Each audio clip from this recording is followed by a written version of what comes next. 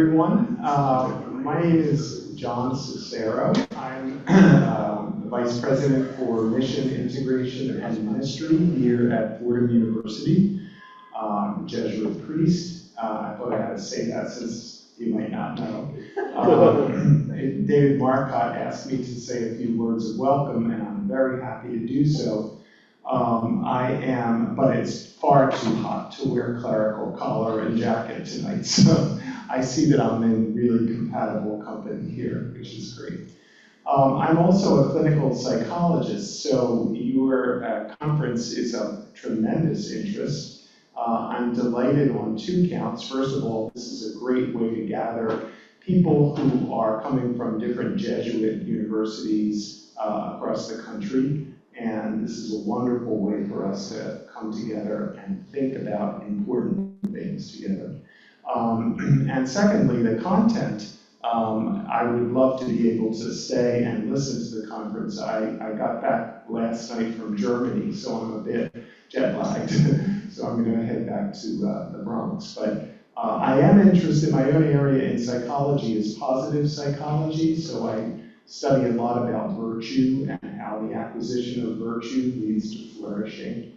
But folks in positive psychology, I don't know if there are any others in the room here with me, but I think we would benefit tremendously from the kind of conversation that you are engaged in, which gives kind of a cultural and a historical and an ideological heft to the study of virtue by looking precisely at the humanities. So welcome to Fordham. It's a delight to have you here, and I know you're in good hands this evening with Matt and David and Leo and others whom I know here in the room. So all the best. Enjoy the conference.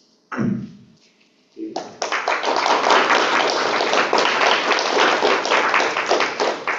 Thank you so much for that welcome. My name is Matthew Clementi.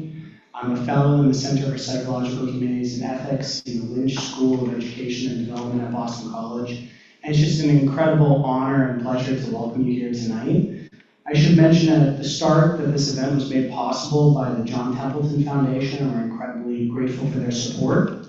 The three respondents that we have tonight, Laura Specker, Leo Guardado, and David Marcotte, are faculty ambassadors on a project that we have from the Templeton Foundation. They represent Fordham University. They represent the philosophy, theology, and psychology departments respectively. And this project is one that's trying to bring together the disciplines of psychology, philosophy, and theology to be more conversant in one another's languages and see what our shared learning how it can benefit our disciplines, and we can work toward a greater understanding of one another's competencies in our various fields. I want to welcome tonight the people who are joining us remotely. I'm told that we have nearly 100 people on the Zoom link right now.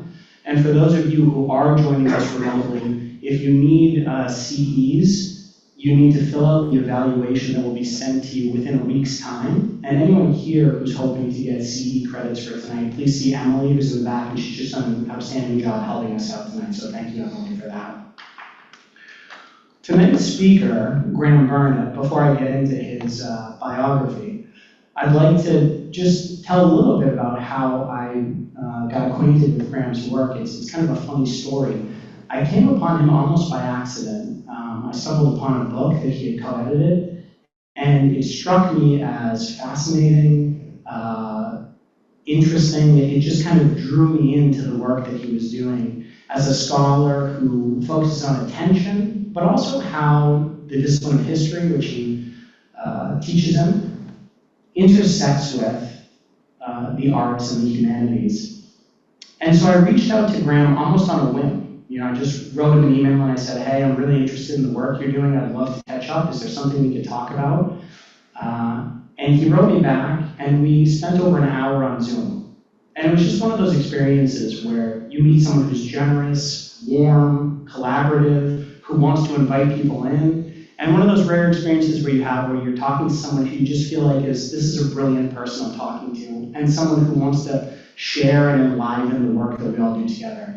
It was such a rich conversation that Graham and I have been communicating back and forth for a while, and I've been hoping and kind of begging and pleading him to do some stuff with us at the center, and he's been generous enough to come tonight and to speak to us. So I'm just absolutely enthused and very, very excited about the talk that he's giving. I'll say a little bit about Graham, and then I'll talk about the structure of the night, and then I'll get out of the way and let the speakers do their thing. So Graham Vernon is a historian of science. He was a 2013-2014 Guggenheim Fellow at Bard Graduate Center in New York City. He received the 2009 Mellon New Directions Fellowship, focusing on connections between sciences and visual arts. Graduating as salutatorian from Princeton in 1993, and a recipient of the recipient of the Pine Prize. Graham went on to earn his PhD at Cambridge University as a Marshall Scholar. Before joining Princeton in 2001, he taught at Yale, was a Mellon Fellow at Columbia University, and a Fellow at the New York Public Library.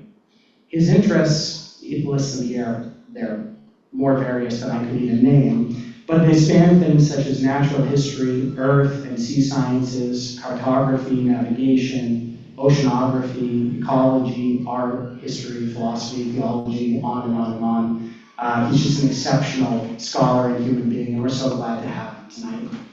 Very briefly, the way the evening will go, Graham will speak and give his remarks. Each respondent will have just a few minutes to offer kind of casual, off-the-cuff remarks. We like to keep this very collegial and conversational. And then after that, we'll open it up for discussion. So thank you very much, Graham. Thank you, everyone, for being here.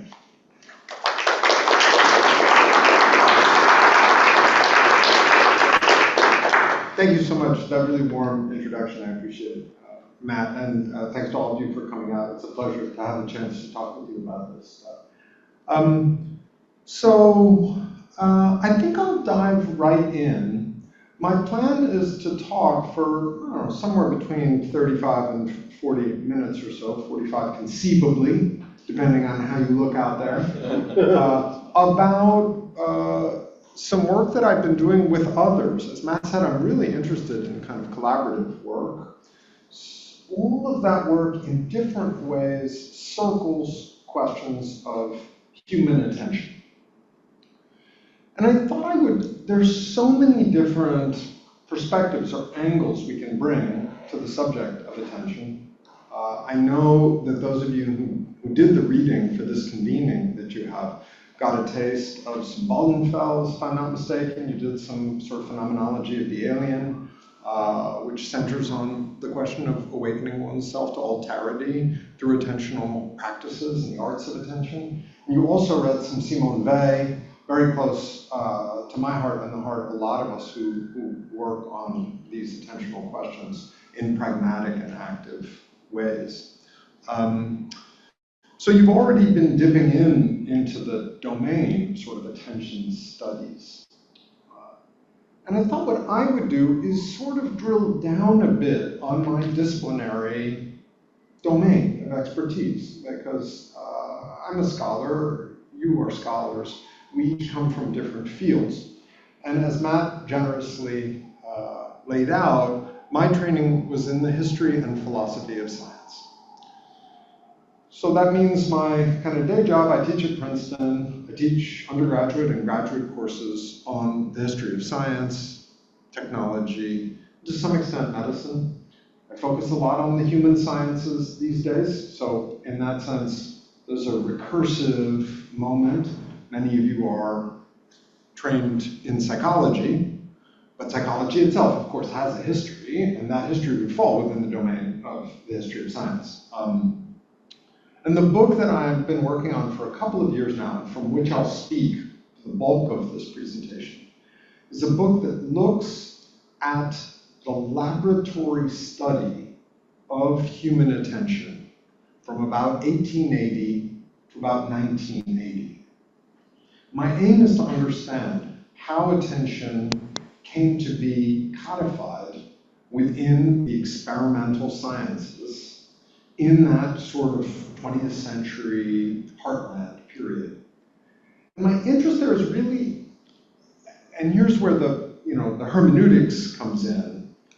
I have a properly historicist interest, understanding what attention was in 1910, 1930, 1960, and why. Cutting across 1960 to understand, as I'll discuss in a moment, the relationship between conceptualizations of human attentional capacities and, say, very specific historical contexts of the Cold War. Cold War subjectivity, we need attentional subjects of a certain vigilance sort. Attention comes to be keyed to notions of vigilance in the context of Cold War psychology and even psychophysics in a way. Historicist, understanding things in their time and place. But all historians are also interested, I think, deeply and meaningfully in the present.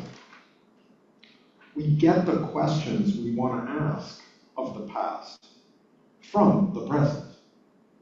And to do a history of the scientific study of attention now is to do the history of a charged topic that's charged in a very particular way. And charged in a particular way because of the rise in the last, let's say, 15 or 20 years of a radically new, and I would argue, deeply troubling commercial program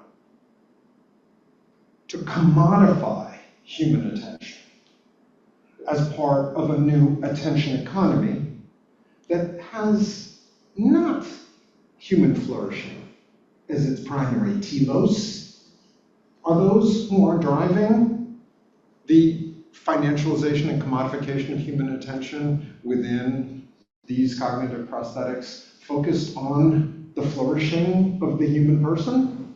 No, they're focused on ROI, on the maximization of value in dollar terms. That language of value can move around, but you can always read it in the old school dollar sign sort of way, and that's how they read it. In that context, I understand the work that I've been doing as an academic, as a historian of science, and I teach on this stuff at Princeton. I'll talk about that in a second. Interested in the slicing and dicing of human attention within laboratory settings en route to the pricing of attention in our contemporary marketplace.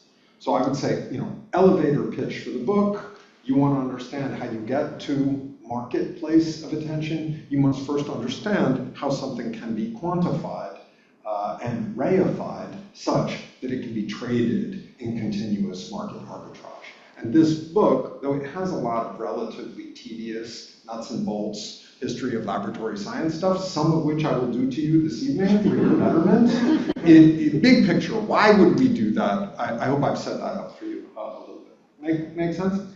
There's a coda to this talk, and I've got the slides in here, and I'll again check in on your spiritual welfare before I do it to you, which is more like a sort of technical turn into contemporary philosophy of attention. Some of you may have a question that floats across this talk, which is like, well, what is attention anyway? You might be interested in that sort of essentializing question. You'd like to get your terms straight. We historians, follow Nietzsche, no definitions, only genealogies. So we slip that question. You want to know what attention is? My question back to you is when? Because attention is no thing but in time, which is how I prove that I'm a card-carrying historian. I tell my grad students, basically, over the next 5 years, you'll learn to be someone who can just draw and exactly like Butch Cassidy and the Sundance Kid, you can bang, bang, bang, bang, bang, and make the matchbox jump, hitting it every time by historicizing. You'll just anybody brings you an idea, you're I can historicize that, pow, pow, pow, pow, and make it skip across the room as you do it year by year, historicizing. That's what it is to be a historian. So basically, I'm going to historicize it. But I also did I'm a kind of philosophically interested human. And it's worth saying that historians of science often have a kind of epistemic bee in their bonnet, where people who like are kind of philosophically obsessed, you might say, because the question of what makes science a discernible domain of a special kind of power knowledge feels like it requires that you speak to the questions of epistemology. You be able to explain how certain claim making achieves hegemony at any given time and in any given place. So most historians of science have a sort of philosophical preoccupation. And I have some slides in here on what I think of as a very interesting contemporary philosophical question around what attention is, that does actually land in a somewhat technical way in hermeneutics. So for those of you who have a soft spot for, you read the Waldenfels, so that's firmly in the continental hermeneutic tradition. The version of hermeneutics I would touch if we get there is really Gadamerian, and sort of like tee up Gadamer against some contemporary Oxford philosophers of mind. But let's see if it feels good by that point, or if we're kind of like, let's get our respondents up here. So with that, maybe I'll do a quick check-in for the folks who are out there in internet land. So from the back of the room, you who see what they see, are they seeing the right things? Like camera here, if I look at them like this, is it like I'm looking deep into their eyes? Right? I'm not just speaking to them, I'm speaking to you also. So, so we're here. And they're seeing what we're seeing too. Okay, thank you. So, contextualization a little bit. For the last, let's call it 10 years, I've been working on this attention stuff. A big chunk of that work has been, as I said, collaborative. And at the edges of academic work and engaging in academic work, but also beyond academic work. So I'm going to open by talking a little bit about that. At the end of last year, two colleagues of mine and myself published this op-ed in the New York Times, which actually, it's been very exciting to see the impact of the op-ed. The op-ed really was the first place that we used this language of fracking in connection with the contemporary operations of the attention economy. And that fracking language goes to the heart of what we take to be most worrisome about the way attention is currently being commodified. And I'll do that metaphor for you for 1 second, right?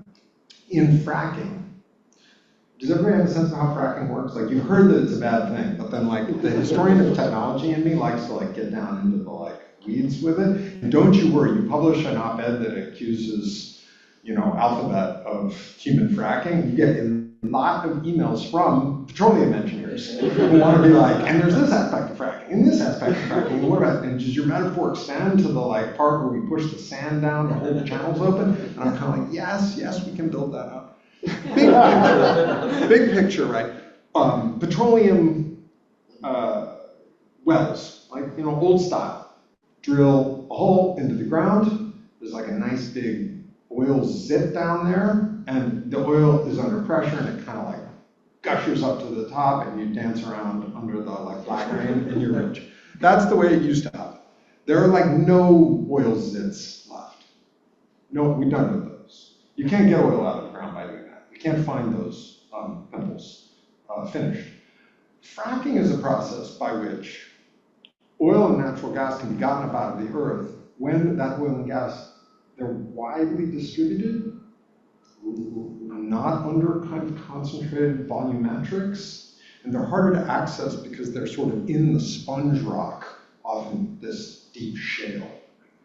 So to get those resources up to the surface, you actually have to pump down high pressure, high volume detergent, which forces open the tight channels of that Napoleon of thick rock down there, cracks it and fracks it open, and in a sense drives the good stuff back up to the surface under the pressure of the pumping down that you're doing, okay?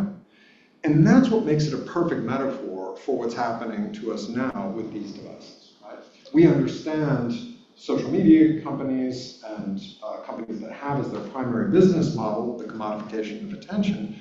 They are pumping into our faces high pressure, high volume detergent in order to force up to the surface a spume of monetizable good stuff, meaning our eyeballs.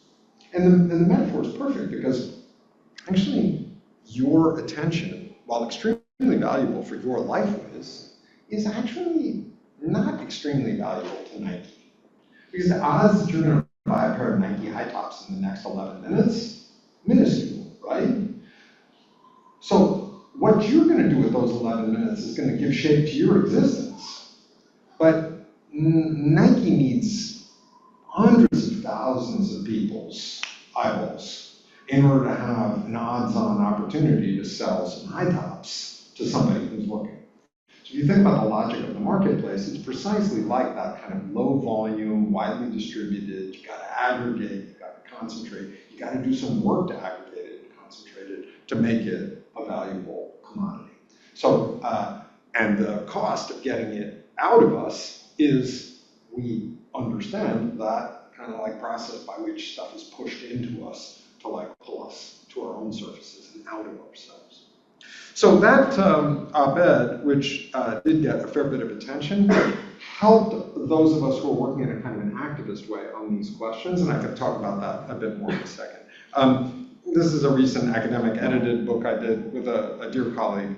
It's not the truly weird book to which Matt alluded earlier, by which he discovered my stuff, and that can come up at dinner if people are feeling brave. But this is a more straight shooting academic volume on interdisciplinary study of attention. This is the undergrad class I teach at Princeton. I've done a couple of cycles of this now. We do a kind of genealogy of attention since about 1610, and we bring it up to the present. This is the nonprofit coalition of writers, activists, academics, and artists who came together in 2018 at the Sao Paulo Biennial to begin thinking in terms of a kind of collective movement to resist this new form of human exploitation that we see as tied to this new technological capacity. So again, back of the envelope, Friends of Attention, coalition, nonprofit, activist-oriented, focused on what we call attention activism. Attention activism is pushing back against the monetization of this precious human capacity, pushing back by means of education, study, organizing, coalition building, and what we call making sanctuary, making protected spaces.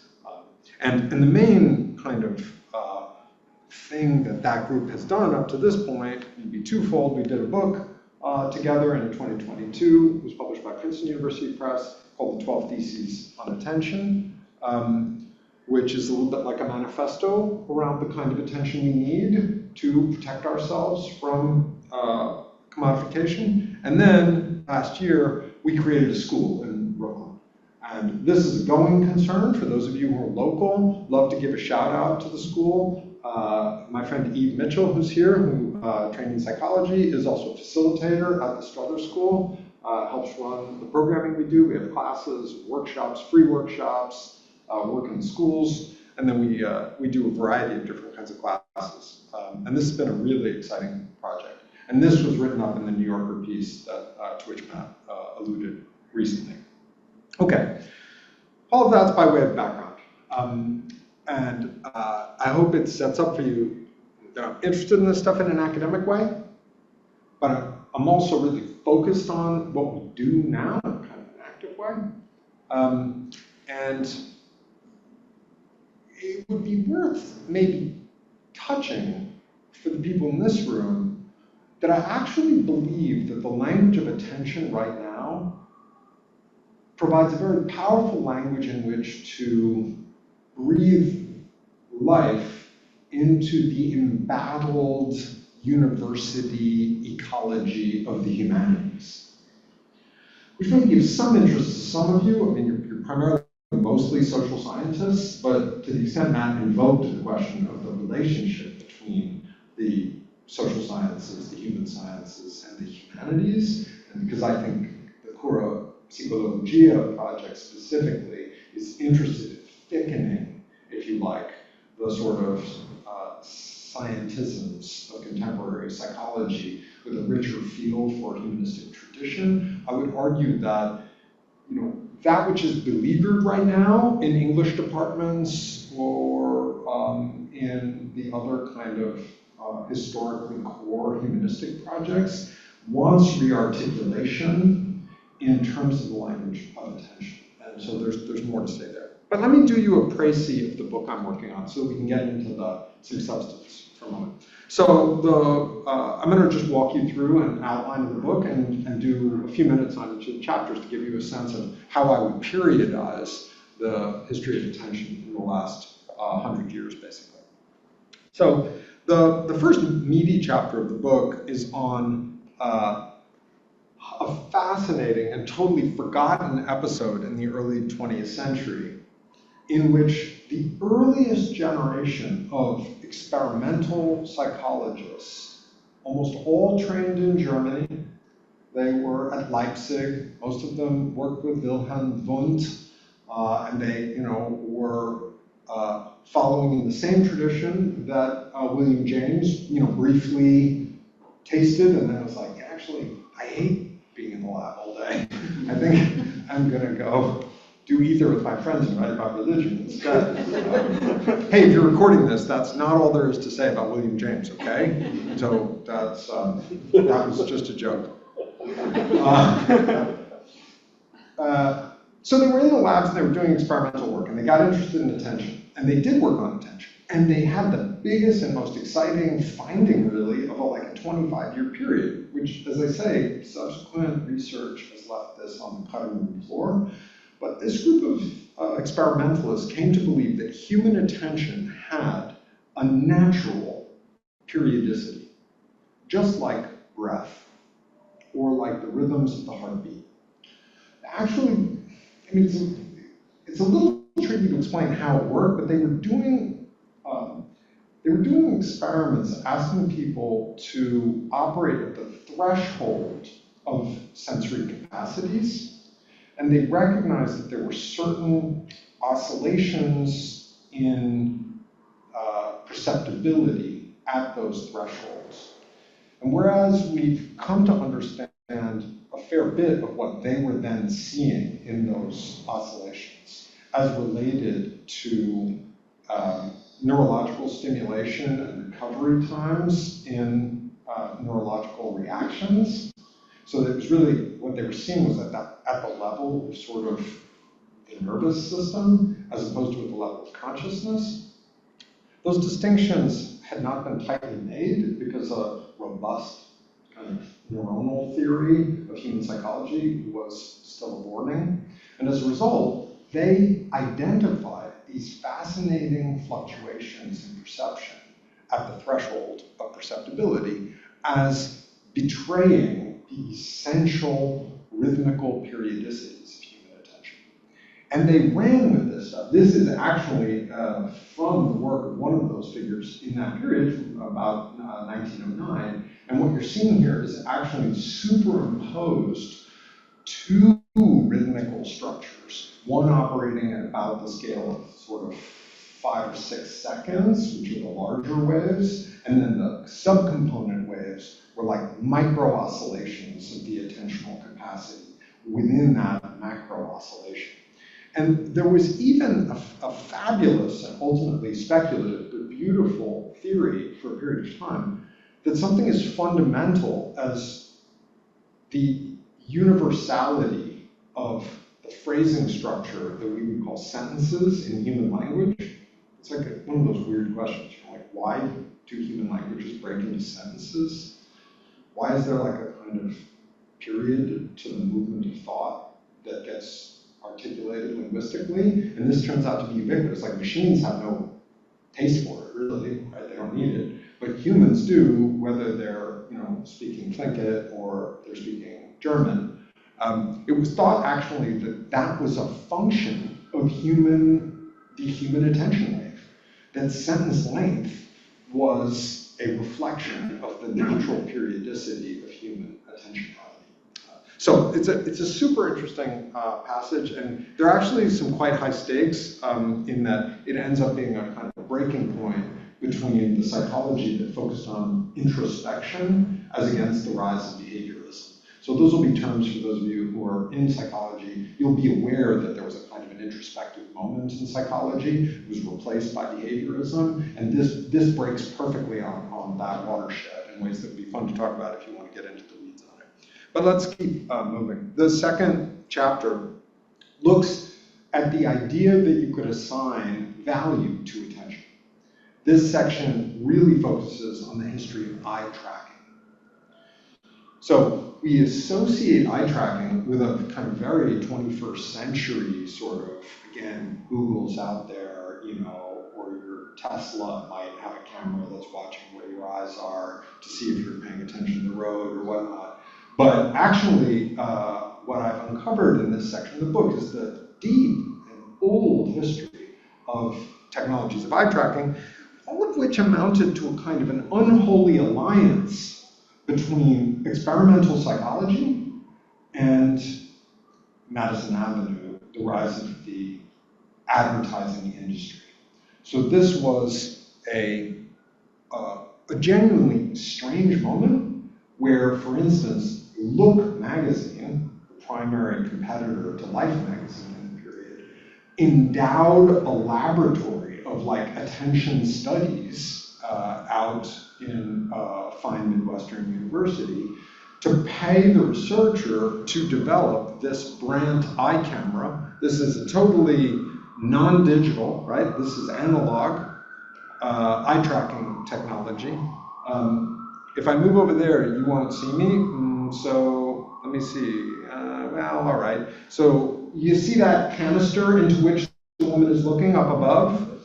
That device has a pair of movie cameras on either side, and it flashes a bright light obliquely onto her left and right eye and creates a reflection off of a little protuberance just off of the edge of the cornea.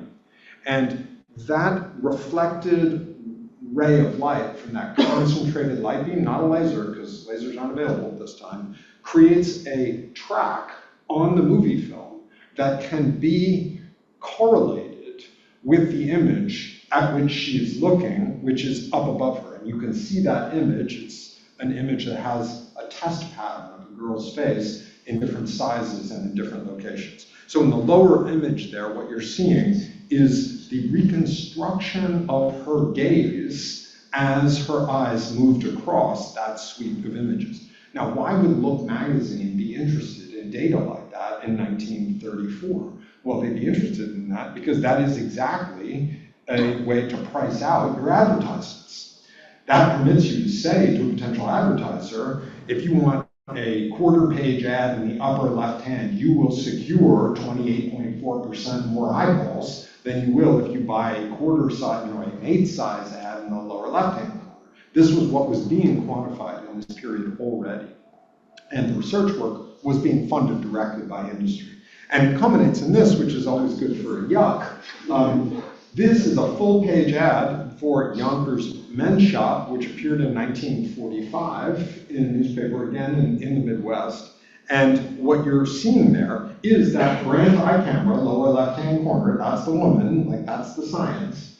And what has happened is that we've aggregated the gaze of 100 women all over the body of that dude wearing his menswear. And we've quantified the amount of time that their eyes lingered on his different bits, where bits is haberdashery. So it's like they spent, 16% of their time ogling his tie and another 7.5% on his pocket square. And so you can see this female gaze being turned into a rationale for investing heavily in your fedora So there you are, early and often, this connection between attention, in this case in an ocular sense, and money.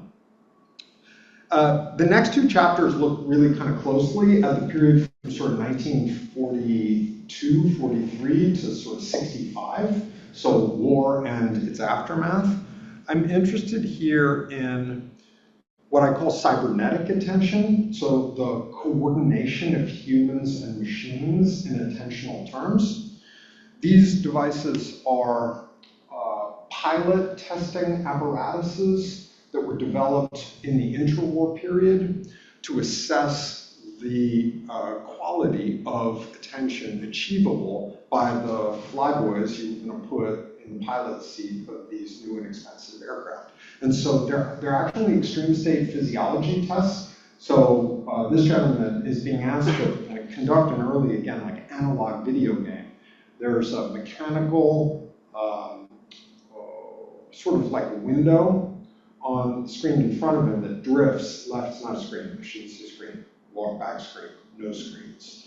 There is literally a little mechanical window in front of him, and he has control over a line or a cursor that is behind that window. And as the window drifts right and drifts left, he can basically screw a little controller that moves the pin with the window. So he has to keep the pin in the window as he's gradually deoxygenated.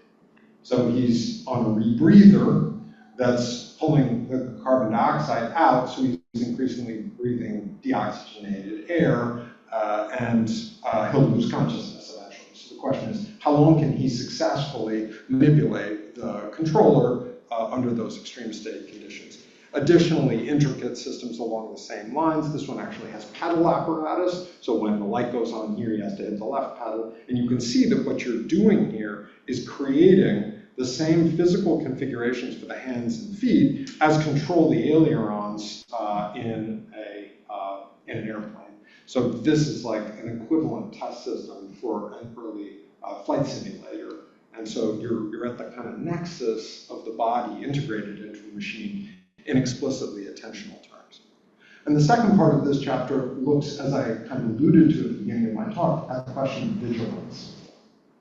Here, screens do come in. Many of you will be aware that radar and sonar systems were an innovation of the Second World War. And in the Battle of the English Channel, English aviators were equipped to spot German U-boats using a radar system that was in an airplane that looked like that. And so that little round screen at the center of that radar system is what you have to be looking at to see the fleeting blip that would indicate the presence of a German U-boat in the water below the airplane. What you're looking at here is the first serious challenge. How long can human beings look at screens? And a great deal hung in the balance.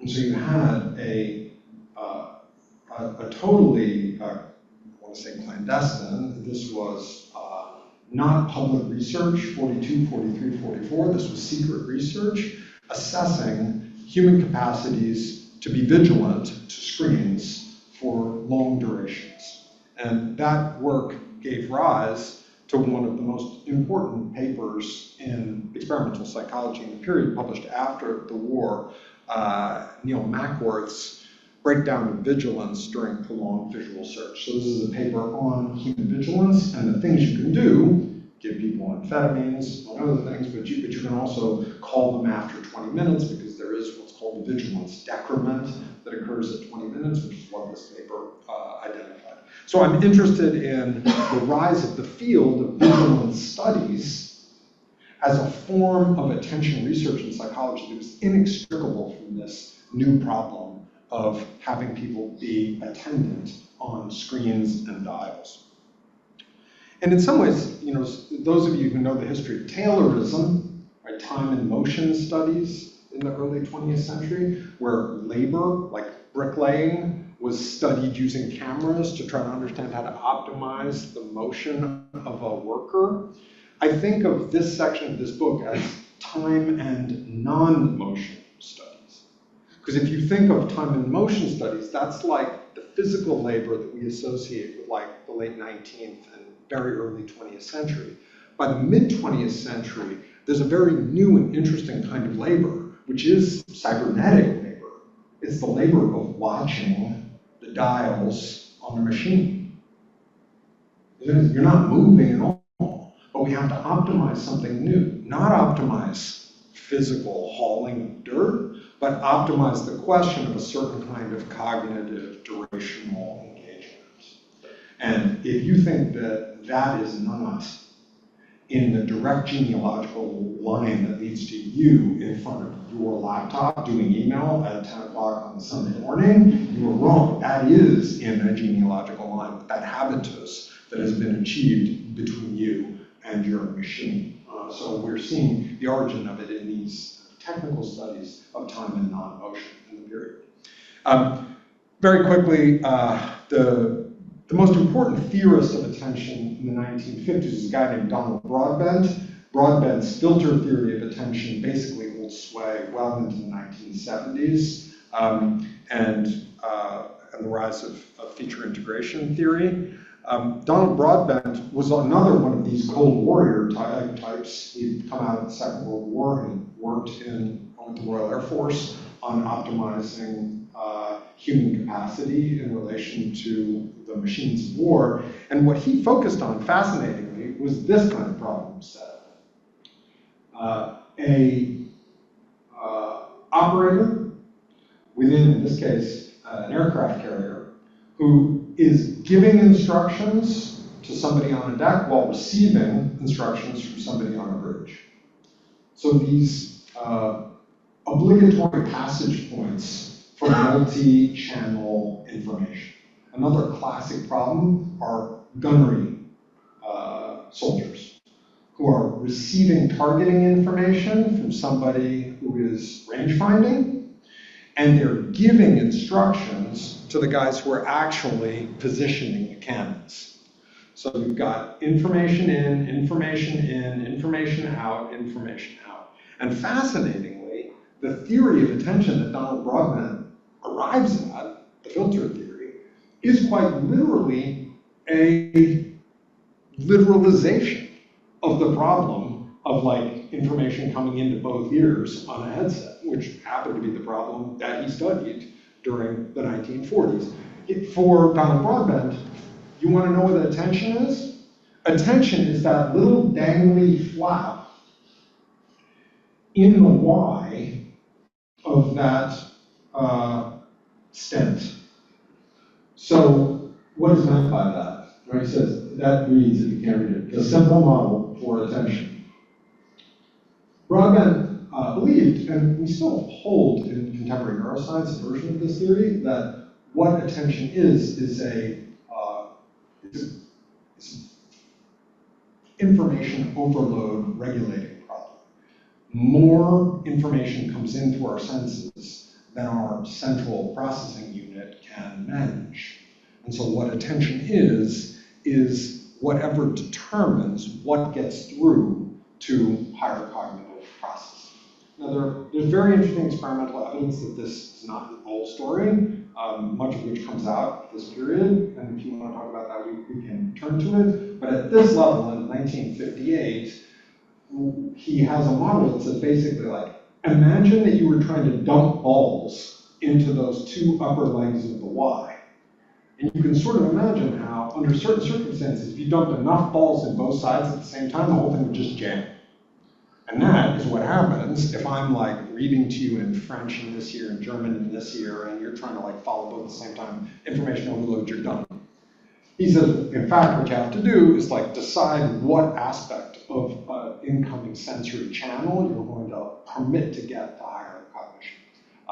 He also thought this explained how sort of like there was a distinction between voluntary and involuntary attention.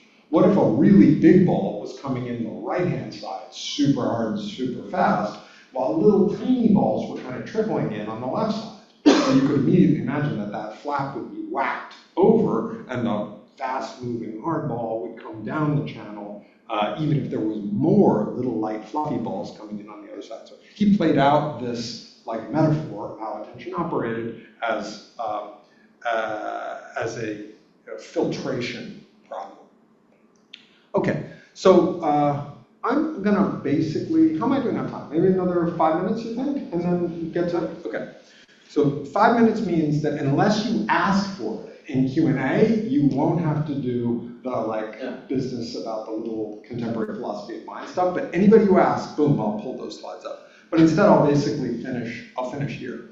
And this is a good place to end because it lets me set up the upshot. Like if you're out there being like, okay, but so what?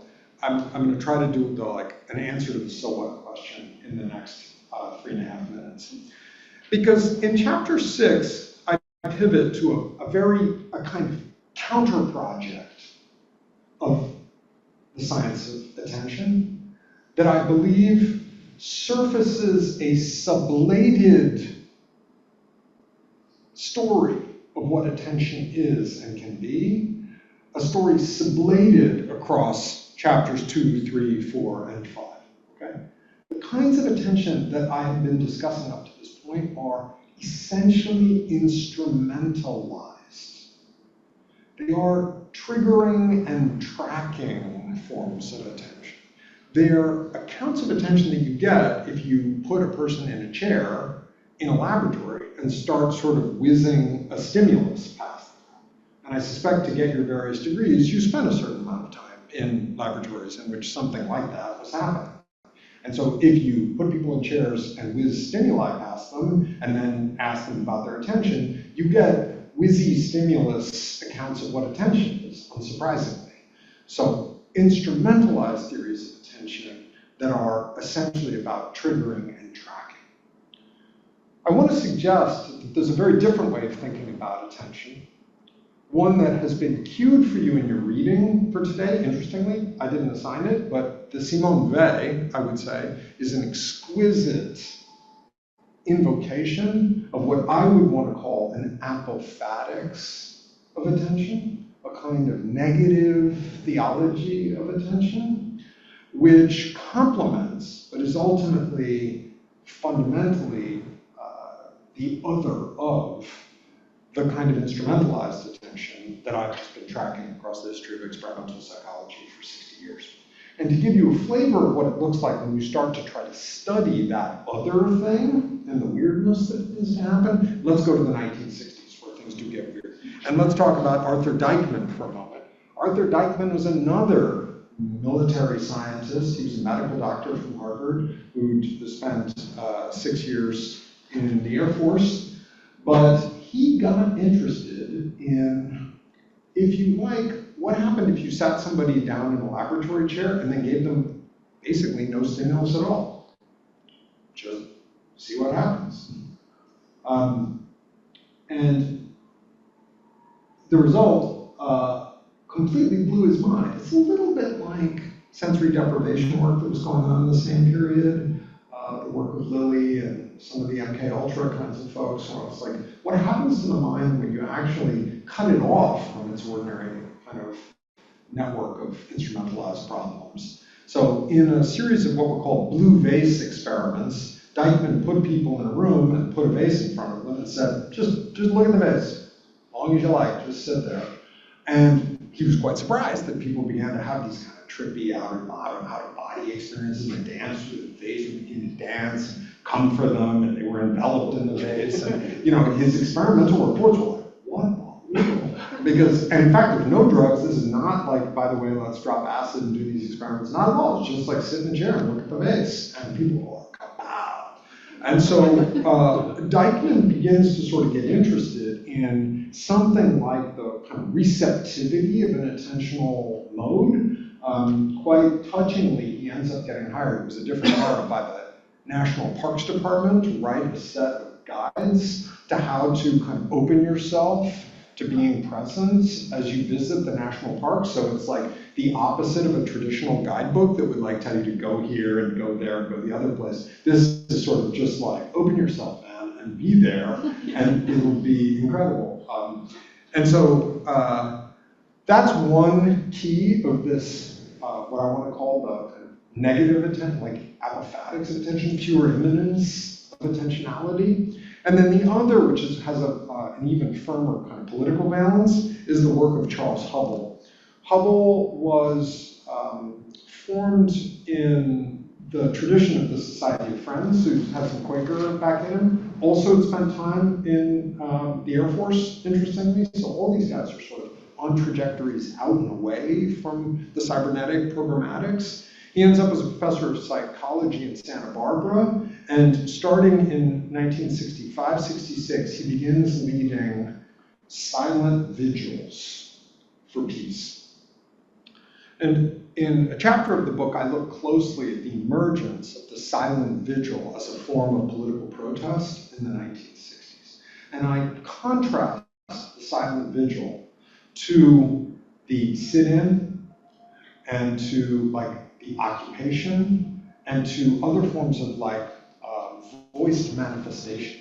There are no placards, there are no signs, there are no chants, there is no singing. And he was quite explicit about this, that what he was opting for was no messaging at all, just presence. And these took off in a totally amazing way. There were hundreds and hundreds of them across the United States by 1966. And though you might say, like, the silent vigil, that has to have been a form of protest since forever, right? No, says the historian with that, like, draw and distort sense. They actually happened in 1966. I'll be darned. And this is a little plyometrics for those of you who like data. This is an engram of the English language corpus for silent vigil. And this is a trick I teach grad students if you want to do this kind of research. This is actually the curve that you get if you do the engram search for silent vigil in scare quotes, which is way cool because it's a way of seeing the neologism.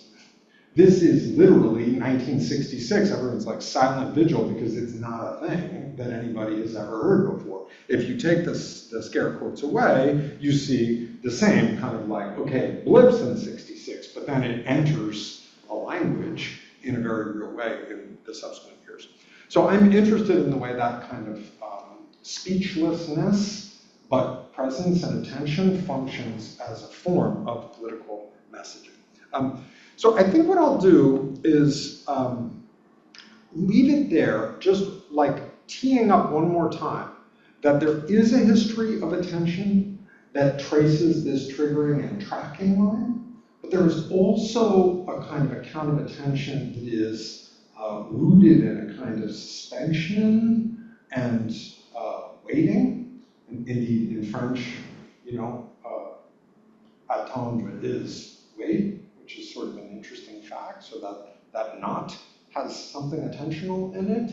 And I think that the work we need to do now, and this swings back to the activism, is remind people of this forgotten and largely sublated form of attentionality that has this immanence to it, because we have been also entirely interpolated to the triggering and tracking form of attention, that even our efforts to defend our attention against commodification end up using a language that is already bought and paid for by those instrumentalizing techniques. If you've got an app in there that's doing your screen time, it's basically quantifying your attention and then giving you back quantas of attention that you can spend somewhere else. But what the apophatic theory of attention reminds us is that attention actually has significant registers that are outside of that whole economy. And that's the form of attention we need if we have any hope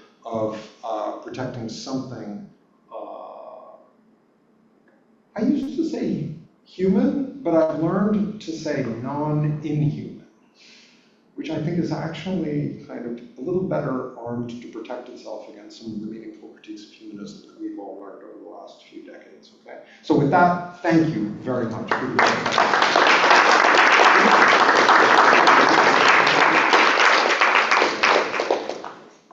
Thank you so much, so excellent. Emily, I'm just gonna check this. Is the camera only on the podium?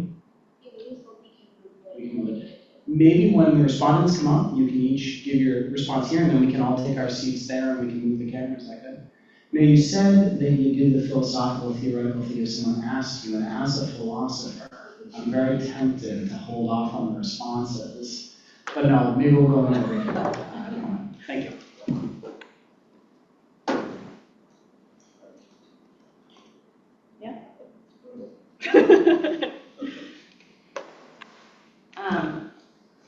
Well, I'm also a philosopher, Matt. I can do it too. I just have some thoughts. This is kind of like a jazz riff on that talk. So I do Buddhist philosophy and medical ethics, and so I have some thoughts about that. I'll start with my favorite philosopher joke because my first question has to do with that, which is people in this room have probably heard me say this before. Do you guys know the philosopher meme? You're smiling. Do you know the philosopher meme? No? Does anyone know the philosopher meme? It's what do philosophers, toddlers, and the Backstreet Boys have in common? Does anyone know? I heard it. Tell me why. Tell me why. They all have to tell me why. Okay. So because I'm an ethicist, the thought that was kind of running through my head with this is why be attentive? What is actually the purpose? What does it get us other than like money, right, or attention to goods that we want to sell? And as a Buddhist philosopher, this is something that I think about a lot, and people often ask me about my own work, which is that there is this emphasis on cultivating a certain level of attention, right? Attention is central to Buddhist meditation practice. And what is sometimes lost is that there is a purpose to that, which is developing compassion, right? And liberating all sentient beings. And so in Buddhism, part of the idea is that when you pay attention to your experience, you realize that the kind of like ego self that you hold on to, right, doesn't exist. So the things that you think are really important are actually impermanent. That those things that you think are standalone things are actually interdependent, and that allows you to develop compassion, right? Because you see how you're interconnected with everything. So that was kind of one of the first thoughts I had, thinking about attention. The other is the Wilhelm Wundt reference was fascinating because I work on Kyoto School of Philosophy, so Nishida Kitaro has this famous book called Inquiry into the Good. It was his first text, and he's really responding to people like Wundt, who I've only ever seen referenced by Nishida, which is fascinating, people like James, and what he's trying to develop is a theory of pure experience. So this is my second kind of question, which you kind of got to. What's the author's name again? I don't know this. Nishida Kitaro. He was so famous in Japan that when his books came out, people would like sleep on the streets outside the bookstore in order to get his books. So he's famous for this theory of pure experience, and part of what he's trying to define is this idea that it sounds like the last slide you put up of the psychologist who was trying to, what was it? It was like forced contemplative meditation or something. What was the phrase? Induced. Yeah, like very Western way. You know, like how could we make this happen to people? But the idea is that pure experience is what happens in a meditative state, which is that you're not attending to objects. You're just having experience without a subject-object distinction. And what's interesting for Nishida is he identifies that state of pure experience with the good. So this is in his work called Inquiry into the Good, right? And so part of what I'm thinking about after this talk is how does, right, like attention relate to the good, being good people, compassion. And then just the last thing that I'll mention is that, so I work at the intersection of, again, ethics, medicine, neuroscience, and one of the things that's always bothered me is in disorders of consciousness, the way that consciousness is medically like diagnosed is wakeful awareness. And so awareness, clinicians figure out if you're aware by seeing if you track objects, right? Like so your eyes follow. So wakefulness is just you open your eyes, awareness is like you track objects in space. And one of the things that's always bothered me about this clinical assessment of consciousness is that we're just tracking awareness of objects, right? And so there's this privileging of an instrumental form of consciousness that is focusing on objects without necessarily thinking about her experience. The very last thing I'll say is that I would love to know what you think. So I teach a neuroethics class, and we talk a lot about like neuroscience, consciousness, these kinds of things. We talk about Benjamin Libet's famous free will experiment, and one of the things that's always been interesting to me with that is, right, so he's basically saying that there's no free will because he asked people to like tell him when they felt the urge to move their finger, and then move their finger, and he was measuring EEG while that was happening, and he basically found that the brain registers a signal that it's prepared, like there's a signal before someone moves their finger, before they're aware that they're gonna move their finger. And so there's this idea that because the brain is doing stuff before we're aware of the desire to do something, there can't be free will because it's all.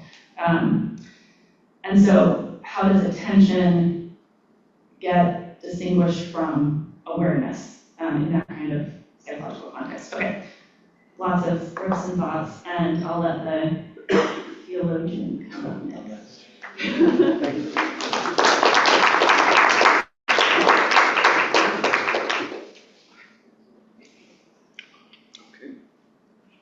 Thank you, Grant. That was amazingly stimulating. I hope you noticed that by the attention that I gifted to you. When I was walking, so I'm Leo Guardado, I'm in the theology department. I teach, among other things, classes on mysticism or Christian mystical texts for undergraduates. One of my students is here, thank you. And at the doctoral level, liberation theology, Latin American liberation theology, so particular attention to the category of the insignificant, the poor and margins, and what we may say from a theological perspective about all of that. Let me just start with locating myself here. As I was walking here, I got off the subway, the one, as there were two people at the corner on 60th and Broadway who wanted my attention, and they were aggressively seeking it. Excuse me, can I? And I skirted them, and I kind of went, you may have encountered them. And since I have been reading about attention, it's like, oh, they really want my attention. I don't know why, but I can suspect that it's probably to sell me something, to sign something, to defend something, to make me aware of something. But when I realized I was really curious after I skirted their attempts to get my attention aggressively, I was very curious what they wanted. And so I was left with that curiosity. Maybe I should have made time, or given my attention, gifted my attention to them. I only start with that because thinking about attention, listening to this presentation, this lecture, just makes me aware of those micro interventions of sorts, or micro moments of daily life, what I do with my time, my attention, and how I gift it, or how it's extracted, or attempts to extract it from me. So thinking about the registers of aggression with attention. And so I didn't have a formal response other than thinking with Graham's lecture here. One of the kind of lines of thought or questions, registers that kind of oscillated throughout for me was, how does all of this, in terms of the genesis of attention studies, especially war studies and Cold War studies, and I love the way you ended toward the end, kind of the way my phrase would be like nonviolence, or gesturing toward that. But how does that same study of attention for war studies help us think about peace studies? My doctorate is also in peace studies and theology, so I'm kind of thinking along those lines. But how do we turn this all upside down, which I think you're attempting to do toward the end of the book, and really think in relation to peace studies and all the philosophies, anthropologies, and education layers, and theologies and philosophies that accompany peace studies now, and that's simply war studies. How do we, in a way, put attention at the very center of peace studies? In the same way that it was at the heart of war studies. Peace studies develops this discipline out of war studies, or in relation to war studies, really. But people, not only social scientists and economists, but the humanities kind of gathering together and saying, we may have something to say about how to research peace, and not simply war. So that's one of the things, silver linings throughout for me, is what does this look like from the perspective of the worst survival?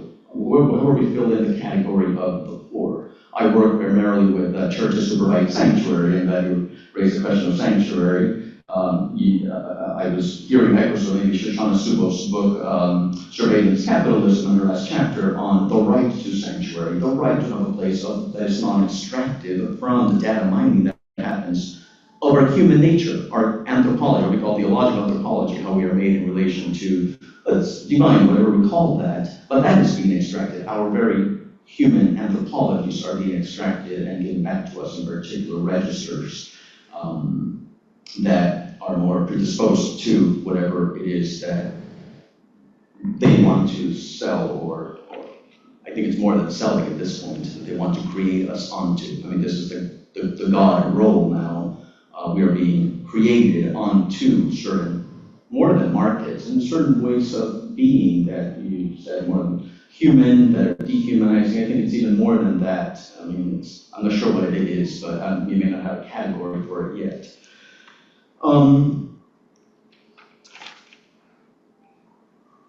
What else do I want to say here? Maybe in chapter 5, just again reflecting out loud here, still with the Cold War chapter, you had that image of the why, and I just kept thinking from a theological perspective, what would I call that capacity to adjudicate, to make those decisions or to filtrate? I would use the word discernment for my discipline, like how we discern, how we intuitively discern some things. We don't think about it. It's a non-dual register of mind. In the mystics class, when we get to Dogen, in the kind of the Buddhist tradition, we have one session on Dogen and kind of Zen Buddhism and one on Rumi. And we've talked a lot about thinking, not thinking, and then non-thinking. And what does this non-thinking invite us into? And I think of that when I think of discernment. How do we, sometimes we just discern. In New York City, and I've only been here 5 or 5.5 years or so, I intuitively have the capacity, as you all do if you've survived here, to navigate the sidewalks and just weave yourself through people without crashing. I mean, how often do you actually crash into people? Once in a while. But you just intuitively know and can read the bodies of other people and how they inhabit time and space, and you do what you need to do to be around them, literally. That kind of intuitive discernment that happens in, I'm not even sure that it's in time. It does because we're embodied in time, but it just happens instantaneously. It was micro nano fractions of a second. Seems to me like the words that I would use to talk about what's happening in that why, what constitutes attention. So attention as this profound capacity to discern.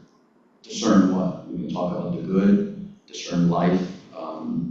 Discernment, of course, from a theological perspective, is at the heart of, and from the Christian kind of mystical traditions, is at the heart of ultimately this intuitive discernment of what the desert fathers and mothers were practicing. Evagrius, for example, his whole theology, this desert monk in the deserts of Egypt, is teaching the young monks how to get to this place of intuitive discernment or intuitive knowledge of the divine. It's not thought knowledge, it's not knowledge that comes through the process of intellectual thinking. It's just knowledge that you encounter.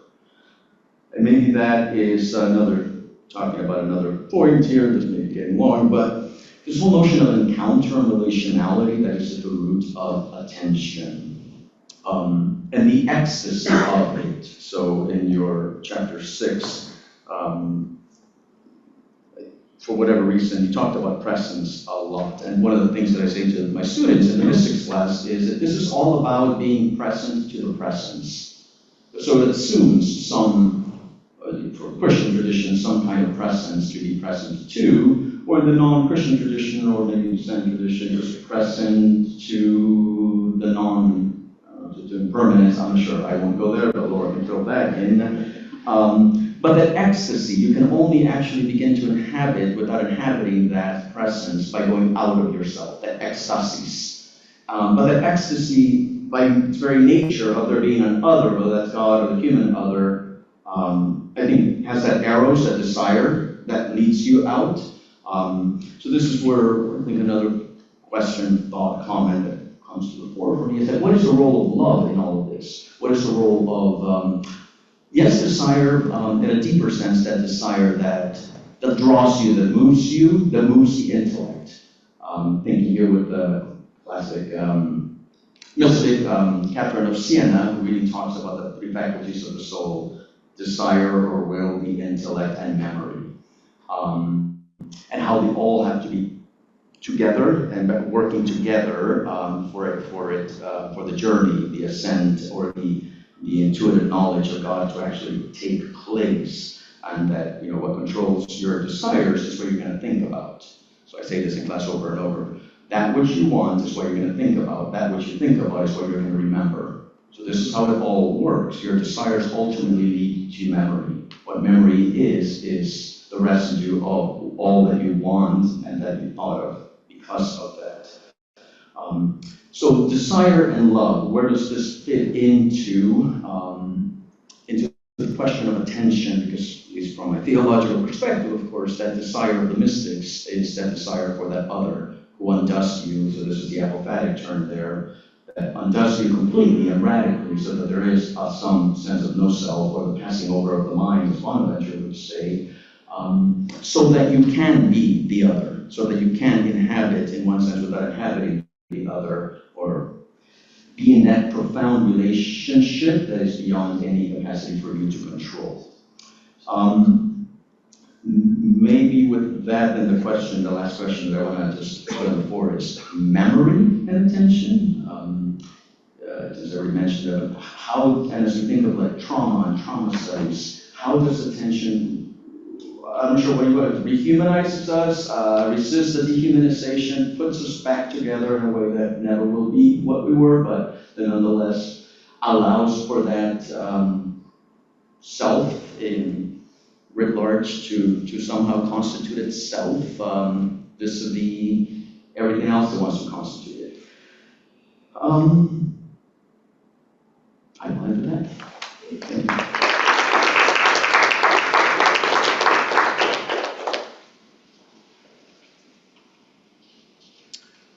Thank you, Graham. This was really super tonight. And I'm David Mark Houghton, Jesuit priest and clinical psychologist. And these days I'm teaching a course in the psychology of well-being. And I've just thought about a couple of things in your talk. One, this question of why be attentive at all to begin with, and what should we be attentive to?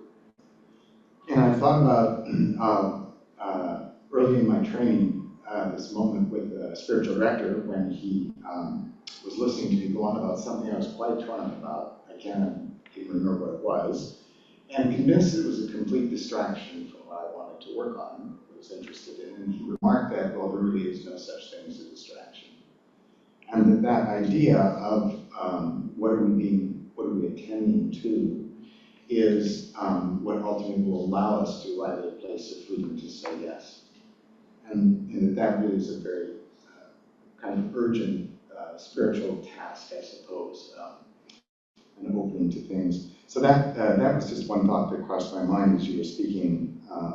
The other idea being that attending for a narrative, a story that is being told, and will evolve. So then the second thought that occurred to me is the idea of attention as a sort of an individual project. That tends to be the sort of the frame of reference. And what happens when it's really not that, but maybe a shared entity? What happens when it's attention for companionship and attention in the context of companionship?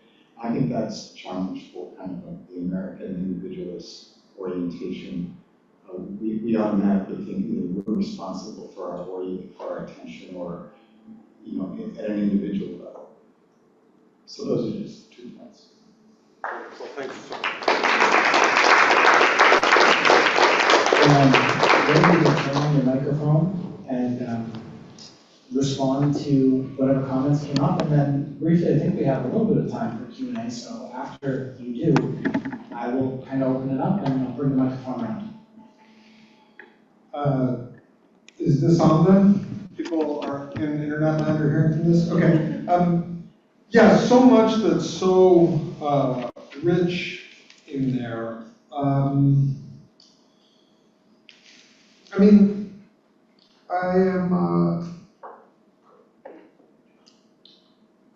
maybe to begin just with David's last point about attention and the individual versus collective experience. I think one of the things that's been at the heart of the work of the Strother School just to put in a plug again for the Strother School of Radical Attention in Brooklyn, we like run these workshops, and so often we'll have 50 people in a room in BK, and people will begin to talk in terms of like their mindfulness or their meditation practice. And we always are quick to be very positive about that. We sort of go like, we're good with that. But we also are kind of aware of certain kinds of critiques of kind of big mindfulness as sort of capitalist religion, the kind of suborning of like these rich contemplative traditions, and their repurposing as a kind of instrumentalized band-aid for the conditions of neoliberal overwork. So it's like, you know, we're going to take away your healthcare, but we will give you a mindfulness app. And we're really keen for you to be like more present to yourself as your teeth decay, because we don't have a dental plan. So, and we don't get into this in like, you know, this level of in the weeds, but we do say mindfulness is great. Here at the Strother School, we're very focused on joint attention. And indeed, joint attention is a distinct category within psychology and neuroscience. It turns out that humans, from very early on, are actually distinguishable, and this starts to get into the weeds. Those of you who are onlooking may be primatologists. I'm not trying to have an argument with you. But it turns out you can distinguish human infants from primate infants along the axis of their responsiveness to joint attentional situations pretty early. We are way, way keyed to these kinds of forms of indexicality, right? If you've ever tried to like point to something to your dog, and like the dog, you're like, behind you, jeez. The dog is not like, wait, behind me? They don't do that. They don't read us that way. Whereas humans are super cued to those kinds of collective attentional moments. And so we're especially focused on breaking the kind of solipsism of our current relation to attentional triggering by creating conditions in which joint attention becomes a sort of scene of world making. That the sharing of attention produces a world. And I mean, you touched me quick with your indication of the language of your experience. So I'm embarrassed to say I don't know the text you invoked, but I've already called it up right here. I'm using these devices for what they're good for, to buy on Amazon important texts that remain in print within the tradition. Because I actually taught a grad seminar with my beloved colleague Jeff Dahlman on the category of experience. So we were especially interested in how that term is kind of played out in the Western epistemic problematic. You know, historians of science will be quick to remind you that in French, there isn't a distinction between the word experiment and experience. And so a basic and deep proposition that Gadamer nails is that if you want to understand what happens in the Western scientific tradition, you could do no better than understand the experimental method as a technique for turning pure experience into it puts it in harness for epistemics.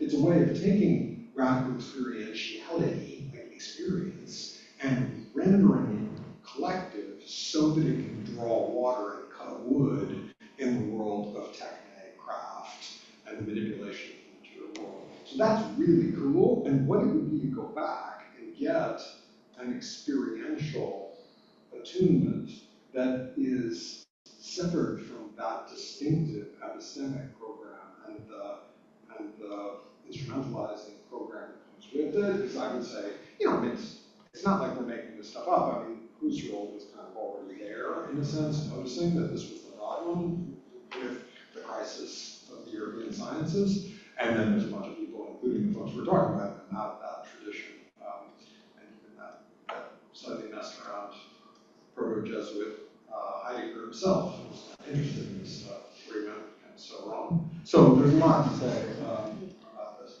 And I'm struck too by the language of attention to the poor and a question of ethics of attention. And I want to get time for some questions, so I'll finish here. I was just at a conference in Galway on the ethics of attention.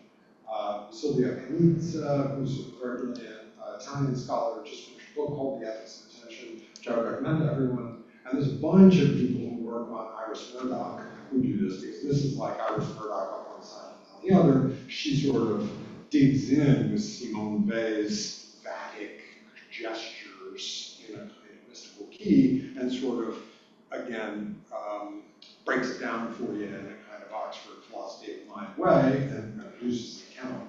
And nutshelling that, her claim, and by her there, I'm just going to let Bay and Murdoch meld for a moment, because it's really one program, articulated, I would say, differently, is that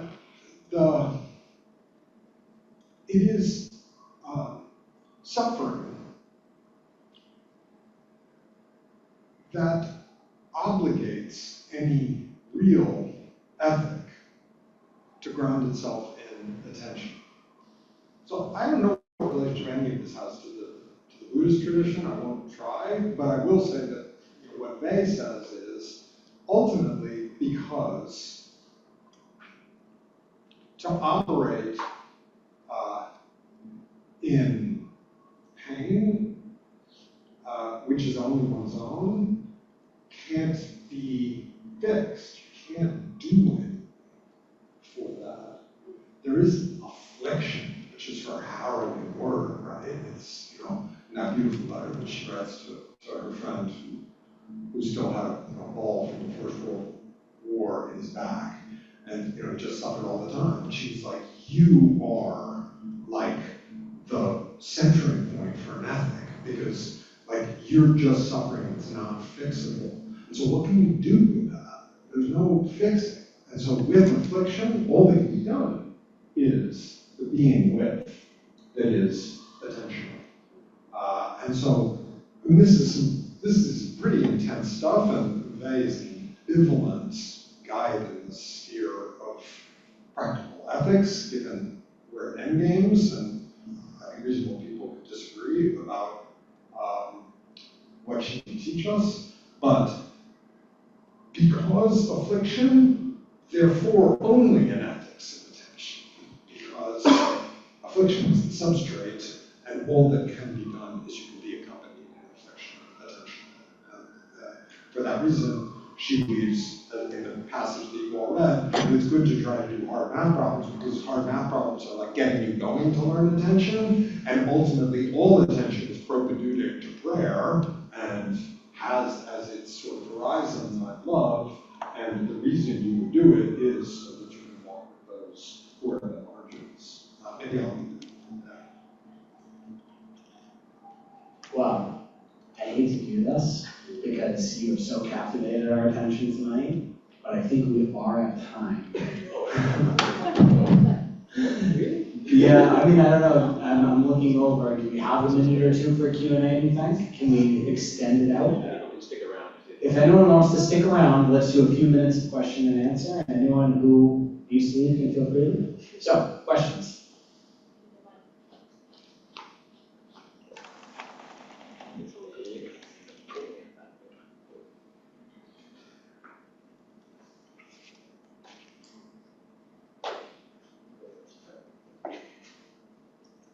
Thank you very much for all of this. It's so rich. I have a specific question about what was talked about in the New Yorker article about the practice that your group does. There was a letter a couple of weeks later where someone compared that to a practice called Lectio Divina. Yeah, the Lectio Divina. Yeah, and I'm wondering about, when you mentioned silent vigil coming up, that term in quotes comes up, that is significant because prior to that, vigil meant silence, that there were practices of collective attention or individual attention that were kind of built into, and I'm thinking centuries ago, that were built into people's kind of practices of being in the world. And so I guess I'm wondering a little bit about the absence of those practices in our contemporary world, and how we have replaced them with not only these small objects, but kind of revering this kind of attention, what this pulls out of us, that we are no longer actually sort of sitting in a darkened chapel, sitting vigil with the Holy Host anymore. Yeah, well, thank you for that question. I mean, it's funny for me to be here in a kind of formally Jesuit ecology, because I'm an essentially secular thinker. Everything that I've presented today, I think, passes the smell test of secularity. And indeed, everything we do at the Struthers School is also kind of vigilantly unaligned with respect to spiritual traditions. We want to be able to work with the DOE, we want to be in schools and stuff like that. So we do not show up and talk about Trappist waking up at 3 o'clock in the morning for vigils, especially, except in a kind of, here's an interesting example way. That said, I'm happy to say, just personally, because I'm here, I would say it even if I weren't among friends, but I am. So I'm a practicing Catholic, and a great deal of, there is a strong relationship between my interest in this topic and my own interest in contemplative and meditative practices. So David would know that, I went under direction with a fantastic older Jesuit and did the spiritual exercises under the 19th meditation across a very important year in my life. And so I do the consciousness examine daily, and it's an important part of my life. However, I have a 15-year-old kid with $20,000 on TikTok who's really helped me. I am 100% moving forward into the new world with this stuff, and I'm always at pains to keep my distance from everybody who wants to whinge about how nobody wants to read Plato these days. Whenever I end up on a panel and they've got 2 of those people who are from St. John's or they're and I love it. I'm in favor of learning Greek, don't get me wrong. It's cool to learn Greek, it's really cool. But I'm not gonna go and kind of just be back in the old days when people didn't have knees and they did all their bending in the waist. And it was better, No, actually, there are fantastic TikTok trends that involve looking at something and imagining licking it.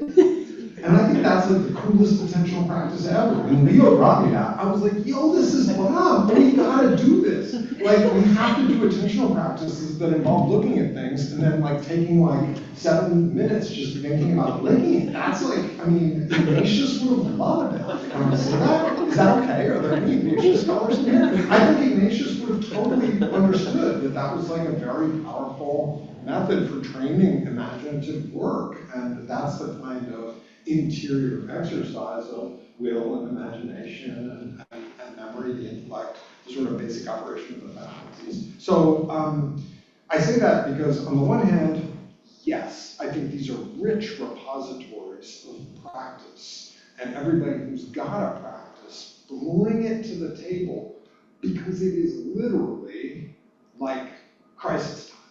It's all hands on deck for the battle royale. I'm not afraid to say that. So if you've got a practice, bring it. And I don't care if it's licking things in your imagination, or if you like to go out to Gethsemane and wake up at 2:15 in the morning every day for 5 or 6 days in order to really feel it. Good. What we confront at this moment with respect to a $4 to $6 trillion per annum industry that is hiring all the smartest school leaders and has all of the deepest pocketed VCs and manages most of the computational power of the Western Hemisphere that is not operated by the Pentagon, that's a meaningful suite of adversaries. And they want to turn the stuff out of which you make yourself in relation to others, in relation to the earth, into bank. And they are not in favor of your to humanity. They're the opposition. So everything you can do, everybody you got, bring them on, because we need them. Thank you. So that's a good segue into the question that I have. You began by introducing yourself as a historian, and you just made reference to your son and so on. How do you reconcile the kind of historical dimension of what we're seeing? And I'll preface this by saying I'm down with the idea of the crisis as well. But where do you stand that allows you to be able to proclaim it as a crisis rather than another moment in the evolution of human mentality and relatedness and so on? I mean, it's clear, even though you don't want to do the St. John's thing, that there's something about the present moment that you bemoan, that you see as somehow dehumanizing. I mean, you wouldn't use a metaphor of fractal. Is it that there is something essentially human that is being debased and denied and degraded at this point? Or is it ultimately an issue of the good? That is it possible that what we're seeing now has so divided people and separated itself off from joint attention, from relationality, that we're seeing a point of no return? So I guess I want to get a sense of what your own foundation is.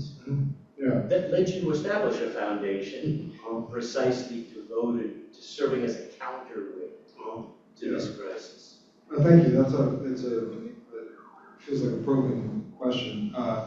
So, as a historian, it seems to me that it's possible both for this to be a cataclysmic crisis and for it to be just another moment. That's sort of like part of what's so weird and cool about history is that, like, sometimes people will say, isn't this just another moral panic? Like when there was TV, there was a moral panic, or when there were telephones, or when there were railroads. And I'm sort of like, yeah, actually, but like a lot of those people, they were right that worlds were ending and that what was coming was like really cataclysmic and difficult. So that doesn't mean I have a declensionist theory of human time or something like that, nor would I argue, in Flight Company at any rate, that sort of Satan is on the side of objectification. And so, like, objects and their kind of totemic etherealization as money are gradually taking their wins in the battle royale against the spirit. I would never really go there. As I say, so I think the answer is that there have been many crises. I often joke, it's an another joke.